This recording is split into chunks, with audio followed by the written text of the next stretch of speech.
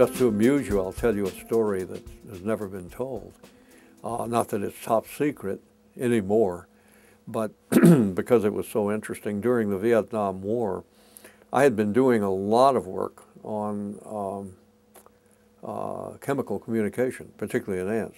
You know, in the ants, the study of ants, we claim credit, those of us who study the biology of ants, for having really advanced the subject of pheromone study and chemical communication, which is important among animals, which is important because human beings are one of the very few audio-visual creatures on Earth. Most of the rest of life is chemical, is pheromone, how to communicate. So I was working on that in the ants and helping to decode. We were decoding the ant pheromone language.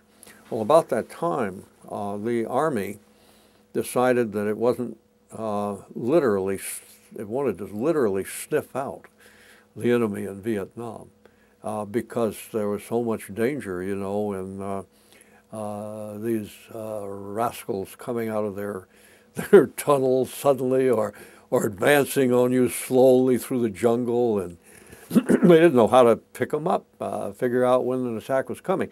So there was actually, and I had only a marginal amount of this, hardly any at all, but I kept of it, I knew about it, was to analyze the odor of a human being as we had been analyzing the odors and the chemicals released by ants to communicate, and to then have what's called a sniffer scope, which would be set up so that downwind, it would turn the red light on when human odor came into it.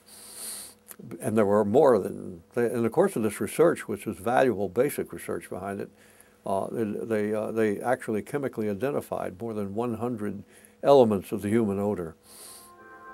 I never heard that the sniffer scope was ever used